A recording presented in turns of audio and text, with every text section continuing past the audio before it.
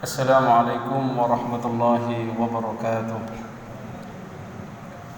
الحمد لله المبدئ المعيد الفعال لما يريد الذي خلق الخلق فمنهم شقي وسعيد فهذا قربه لحضرته وهذا أشقاه فهو بعيد. أشهد أن لا إله إلا الله وأشهد أن محمدا عبده ورسوله أفضل الرسل والعبيد. اللهم صل وسلم وبارك وكرم على حبيبنا وشفيعنا وقرة أعيننا محمد وعلى آله وصحبه وسلم تسليما كثيرا. أما بعد. Ikhwatal iman jamaah sekalian, marilah kita senantiasa bersyukur kepada Allah Subhanahu wa taala dan terus bersyukur menjadi hamba-hambanya yang disebutkan wa qalilum min ibadiyasy syakur. Sedikit dari hamba-hambaku yang pandai mensyukuri nikmat Allah. Bersyukur kepada Allah atas nikmat iman dan Islam, dan juga bersyukur kepada Allah atas nikmat sehat dan umur panjang. Karena dua nikmat yang paling banyak orang lalai di antaranya nikmat as-sihhati wal faragh, nikmat sehat dan nikmat kesempatan. Maka alhamdulillah, sebagai bentuk syukur kita, mari kita senantiasa menghidupkan hari-hari khususnya di akhir bulan Ramadan ini dengan amalan-amalan kebaikan. Semakin lama semakin baik, semakin waktu bertambah semakin kita dekat dengan Allah Subhanahu wa taala, dan kita berharap dipertemukan oleh Allah dengan malam Lailatul Qadar. Lailatul Qadri khairum min alfi syahr, yang disebutkan bahwasannya malam Lailatul Qadar itu lebih baik daripada 1000 bulan. Ikhwatul iman jamaah sekalian, Sayyidina Aisyah Ummul Mukminin pernah bertanya kepada Rasul sallallahu alaihi wasallam setelah beliau ini memberikan wejangan dan arahan bahwasannya kita berusaha menemukan Lailatul Qadar itu di 10 akhir bulan Ramadan, terutama di hari-hari ganjilnya. Dan Ummul Mukminin Aisyah radhiyallahu anha bertanya, apa yang harus aku panjatkan dan apa yang harus aku ucapkan ya Rasul tatkala aku bertemu dengannya? Maka Rasul sallallahu alaihi wasallam menjawab, quli Allahumma innaka afuun tuhibbul afwa fa'fu anni. Katakanlah, panjatkanlah, Allahumma, maha suci Allah, innaka afuun, sesungguhnya engkau zat yang maha memaafkan, tuhibbul afwa, engkau mencintai dan menyukai memaafkan itu, fa'fu anni, maka maafkanlah aku ya Allah. Dari sini kita bisa ambil sebuah pelajaran bahwasannya hal penting dalam hidup kita agar mendapatkan ridha Allah dan cintanya Allah adalah dengan cara mendapatkan maafnya, maghfirahnya. Dan jikalau Ramadan dikatakan idza jaa Ramadan, tatkala datang Ramadan, futihat abwabul jannah, dibukakan pintu-pintu surga, wa ghulliqat abwabun nar, dan ditutup pintu-pintu neraka, wasulsilatis syayatin, dan dikerangkeng setan-setan yang menggoda.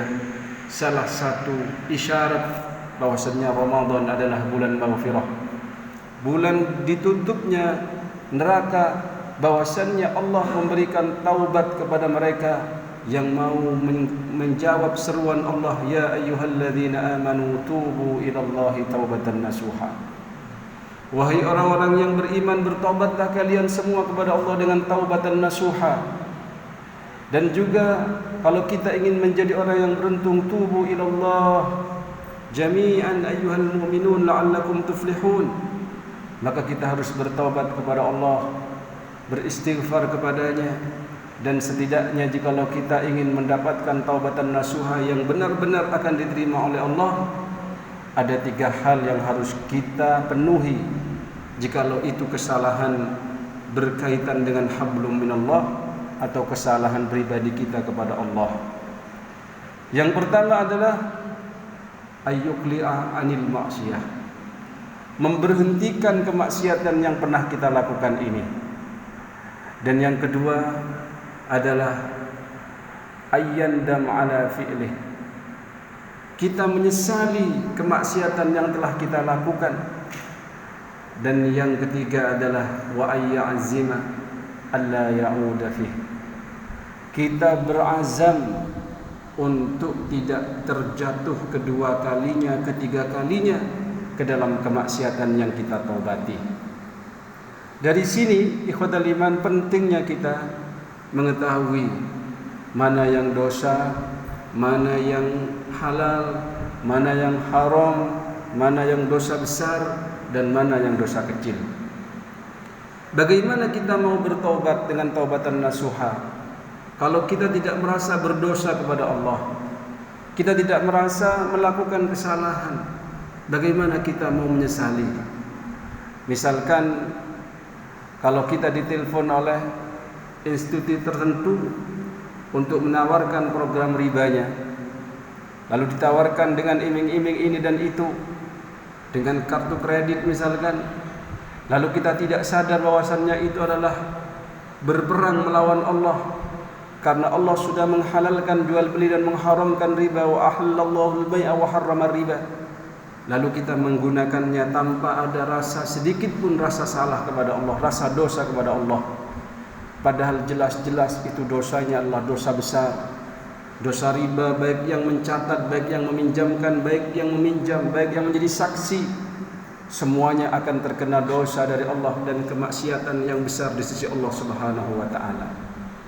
Kalau kita tidak tahu hal ini, bagaimana kita mau bertobat kepadanya? Bagaimana kita mau menyesali apa yang kita lakukan? Dan bagaimana kita berazam untuk berhenti dari hal ini? Maka penting kita duduk di majelis ilmu, dan penting kita terus belajar dari berbagai guru. Tidak hanya 1-2 guru, tapi bisa 100, 500 atau ribuan guru. Yang penting dia memang layak menjadi seorang guru yang bisa ditiru, yang bisa dijadikan uswatun hasanah sebagaimana Rasulullah Muhammad sallallahu alaihi wasallam. Maka ikhwatul iman jemaah sekalian, mari kita kejar keberkahan umur kita di akhir 10 Ramadan ini. Terkhusus jikalau memang dosa yang kita terjatuh di dalamnya berhubungan dengan hakul adami, berhubungan dengan hablum minan nas, maka wajib kita kembalikan, wajib kita meminta maaf kepadanya. Kalau misalkan kita berdosa kepada kerabat kita dalam urusan warisan misalkan, mungkin kita ini nelikung, mungkin kita ambil bagian lebih besar daripada seharusnya yang sudah Allah tentukan dan Rasulnya. Mungkin kita ini hutang kepada dia namun kita melupakannya, atau menzalimi hartanya, menzalimi kehormatannya. Tidak cukup dengan istighfar kepada Allah, tetapi harus kita selesaikan, harus kita berikan haknya, harus kita minta maaf kepadanya untuk direlakan. Begitu juga untuk ketaubatan nasuha kita, penting kita melaksanakan apa yang disabdakan Nabi, ittaqillah haitsuma kuntah, bertakwalah kalian kepada Allah dimanapun kalian berada. Wa atbi'is sayyi'atal hasanata tamhuha, dan ikuti kejelekan, kemaksiatan yang telah engkau terjatuh kepadanya dengan kebaikan-kebaikan, dengan ketaatan-ketaatan, maka niscaya ketaatan itu akan menghapus dosa-dosa tersebut. Misalkan kita lalai kepada anak dan istri kita, lalai tidak memberikan nafkah semestinya, atau mungkin merasa tidak wajib memberikan nafkah karena wanita ini atau istri ini sudah berkarir atau memiliki pendapatan dari hasil karirnya, maka itu juga berdosa. Apalagi kalau yang istri tidak meridhoi hal tersebut.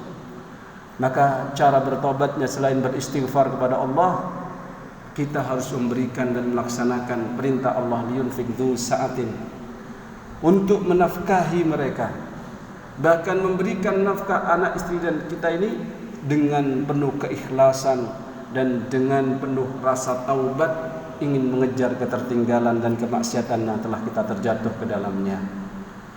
Begitu juga misalkan kita ini jatuh pada dosa uququl walidain, tidak bisa berbuat baik birrul walidain kepada kedua orang tua kita atau kepada tetangga kanan kiri kita, Maka sebagai bentuk taubatan nasuha, selain beristighfar kepada Allah, bagaimana kita memulai hubungan baik itu? Mungkin kita pernah memutus silaturahim, padahal itu adalah mencegah kita masuk ke dalam surganya Allah. La yadkhulul jannata qati'ur rahim, tidak akan masuk surga orang yang memutus silaturahim. Maka kita bertaubat dengan meminta ampunan Allah, kemudian menyambung silaturahim dengan kerabat-kerabat kita, atau berbuat baik kepada tetangga kita dan kepada kedua orang tua kita. Semoga di akhir hayat ini, khususnya di akhir Ramadan ini, umur kita diberkahi oleh Allah. Karena sebaik-baik umur, khairukum man tala umruhu wa hasuna amaluh.